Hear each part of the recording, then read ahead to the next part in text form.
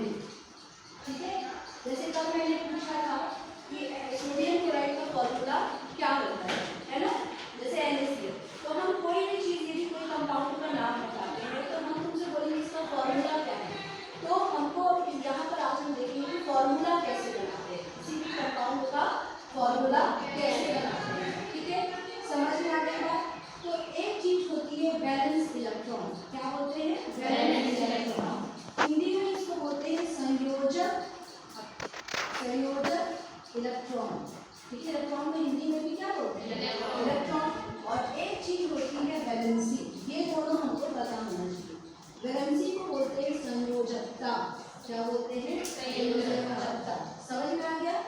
एक चीज है वैलेंस इलेक्ट्रॉन, ठीक है, संयोजक इलेक्ट्रॉन, और एक चीज है संयोजकता, वैलेंसी। समझ में आ गई बात।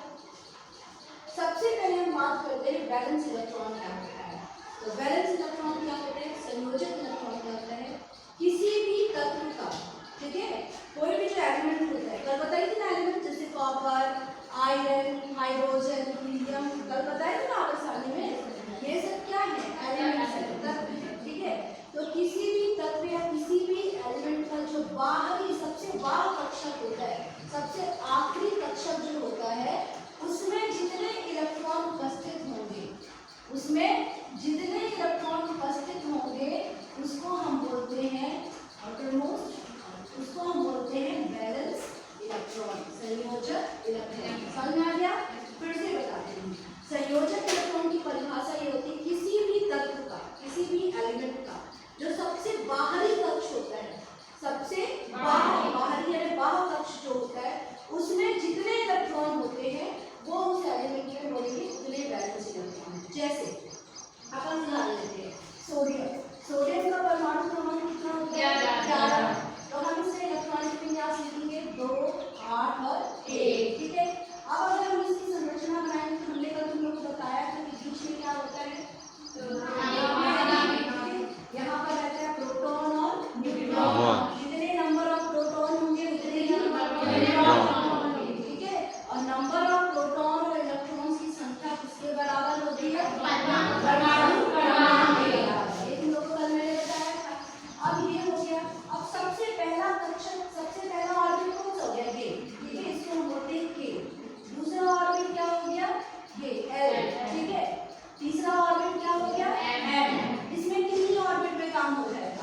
अगर तुम परमाणु क्रमांक को बढ़ा दोगे, बहुत ज्यादा कर दोगे, 50, 42 ऐसे, तो हो सकता है क्या होगा? एक और कक्षक की जरूरत पड़ जाएगी, उसको हम क्या बोलेंगे? एन, ठीक है। समझ में आ गया। इस तरीके से तुम कक्षक बढ़ाते जाओ। तो जो सबसे पहला ऑर्बिट होता है, जो सबसे पहला कक्षक होता है, उसमें अधिकतम कितने इलेक्ट्रॉन भर सकते हो? 2। कितने इलेक्ट्रॉन भरोगे? 2। सबसे पहले ऑर्बिट में मैक्सिमम कितने इलेक्ट्रॉन भरा जा सकता है? 2। मैक्सिमम मतलब अधिकतम। अधिकतम कितने इलेक्ट्रॉन भर सकते हो? 2। समझ में आ गया। अब दूसरे कक्षक में मैक्सिमम कितने इलेक्ट्रॉन भर सकते हो? 8, ठीक है। कल मैंने बताया था मैजिक नंबर 2, 8, 18, ये याद रखना है। तो दूसरे कक्षक में कितने इलेक्ट्रॉन भरेंगे? 8। मैक्सिमम कितने भरेंगे? 8। 1, 2, 3, 4, 5, 6, 7, 8 हो गया। परमाणु क्रमांक कितना है? 11। हमने लिखा था इलेक्ट्रॉनिक विन्यास 2, 8, 1। तो 2 भर गया, 2 क्या हो गया? भर गया। 8 भी भर गया ना। अब कितना बचा? 1। तो सबसे बाह्य कक्ष में कितने इलेक्ट्रॉन है? 1। समझ आ गया। सबसे बाह्य कक्षक में लास्ट ऑर्बिट में, आउटर मोस्ट ऑर्बिट में कितने इलेक्ट्रॉन है? 1। तो हम तुमसे पूछेंगे कि सोडियम में वैलेंस इलेक्ट्रॉन कितना है, तो तुम क्या बताओगे? 1। आगे बात समझ में? समझ में आ गई। अब हम दूसरा एग्जाम्पल लेते हैं जिसमें कुछ और, जैसे कि मान लो हम ले रहे हैं नाइट्रोजन। क्या ले रहे हैं? नाइट्रोजन। नाइट्रोजन का परमाणु क्रमांक होता है 7।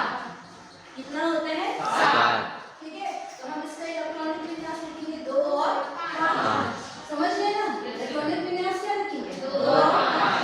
अब इसमें देखो, पहला वाला फिर से नाभिक हो गया, बीच में प्रोटॉन और न्यूट्रॉन। फिर उसके बाद तुम्हारा पहला ऑर्बिट, इसमें कितने इलेक्ट्रॉन भरोगे? 2। समझ में आता जा रहा है ना? समझ में आए तो पूछ लेना। फिर दूसरा ऑर्बिट, इसमें कितने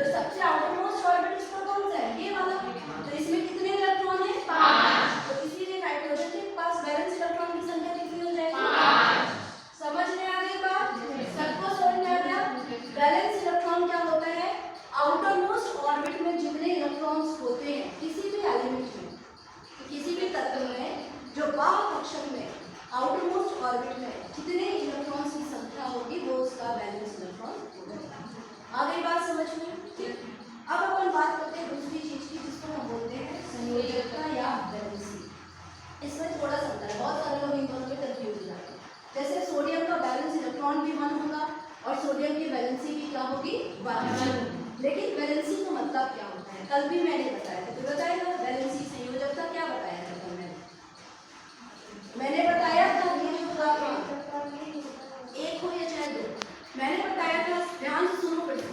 संयोजकता की परिभाषा क्या होती है? हर तत्व क्या चाहता है? स्थायी अवस्था चाहता है, ठीक है। जितने भी एलिमेंट है, जितनी भी चीजें हैं, वो क्या चाहती है? स्थायी। अब स्थायी अवस्था को कैसे मिलेगी? अष्टम का सिद्धांत जो मैंने बताया था, ऑक्टेट रूल। क्या बोला था? Octet rule. कितने इलेक्ट्रॉन चाहिए है? 8। यदि 8 इलेक्ट्रॉन मिल जाते हैं तो क्या हो जाएगा? स्थायी अवस्था में आ जाएगा। समझ में आ गया? तो ये ऑक्टेट रूल को फॉलो करने के लिए, अष्टक नियम को, ठीक है, मानने के लिए, ठीक है, अष्टक के नियम को, मतलब 8 इलेक्ट्रॉन पूरा करने के लिए कोई भी एलिमेंट जितने इलेक्ट्रॉन देता या लेता है, समझ में आ गई बात? अपने अष्टक को पूरा करने के लिए, समझ में आ रहा है ना? अष्टक मतलब 8 इलेक्ट्रॉन। अपने अष्टक को पूरा करने के लिए जितने भी इलेक्ट्रॉन्स जो है वो लिए या दिए जाते हैं, वो उनकी क्या होती है? वैलेंसी या संयोजकता। समझ में आ गई बात? अब जैसे देखो उदाहरण, सोडियम का मैंने क्या लिखा था? 2, 8 और 1, ठीक है।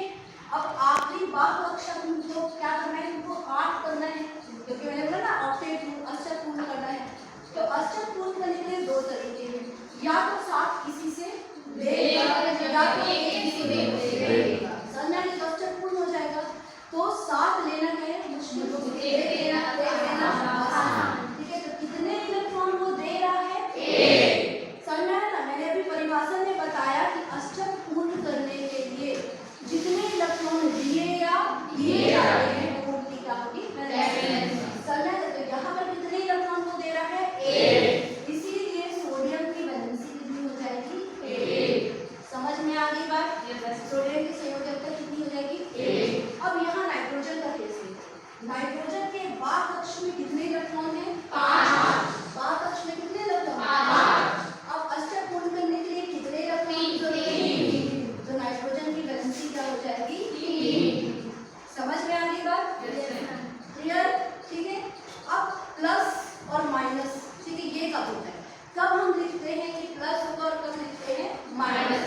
वैलेंसी तो समझ में आ गई, या 3 है, जैसे नाइट्रोजन में क्या है? 3। सोडियम में कितना है? 1। लेकिन कब +1 होगा और कब -1 होगा, अपन को ये देखना है। तो अपन 2 एग्जाम्पल एक जैसे लेते हैं जिसमें 1 वैलेंसी। एक तो उदाहरण हो गया क्या? सोडियम का, ठीक है। दूसरा उदाहरण देखो क्लोरीन का। क्लोरीन का परमाणु क्रमांक कितना होता है? 17, ठीक है। तो पहले हम इसमें इलेक्ट्रॉनिक विन्यास लिख लेते हैं। 2, 8 और क्या होगा? 7। 2, 8 और 7 हो गया। ये हो गया तुम्हारा यहाँ पे प्रोटॉन न्यूट्रॉन। ये हो गया पहला। कितने इलेक्ट्रॉन बनेंगे इसमें? 2। ठीक है। दूसरे में कितना बनेगा? 8। 2, 3, 4, 5, 6, 7, 8। तीसरे में कितना बनेगा? 7। 1, 2, 3, 4, 5, 6, 7। समझ में आ गई बात? अब इसको अष्टक पूर्ण करने के लिए कितने इलेक्ट्रॉन चाहिए? 1 चाहिए ना। और इसको अष्टक पूर्ण करने के लिए क्या करना था? एक ये दे रहा, तो अष्टक पूर्ण हो रहा था। और यहाँ पर एक ये क्या कर रहा है? ले रहा, तो अष्टक पूर्ण हो रहा है। समझ में आ रहा ना? तो अब हम प्लस और माइनस कैसे लिखते हैं, यहाँ पर ये देखने की बात है, ठीक है। तो देखो हम प्लस और माइनस कैसे लिखते हैं। देखो यहाँ पर मैंने तो तुम लोग को बताया था कि जितने प्रोटॉन की संख्या होगी उतने ही इलेक्ट्रॉन की संख्या होगी। तो यहाँ पे प्रोटॉन की संख्या कितनी हो गई? 11। ऐसे प्लस लगा देते हैं क्योंकि प्रोटॉन का आवेश क्या होता है? धनात्मक। ठीक है, ये प्रोटॉन हो गया। इलेक्ट्रॉन भी कितने हो जाएंगे? 11।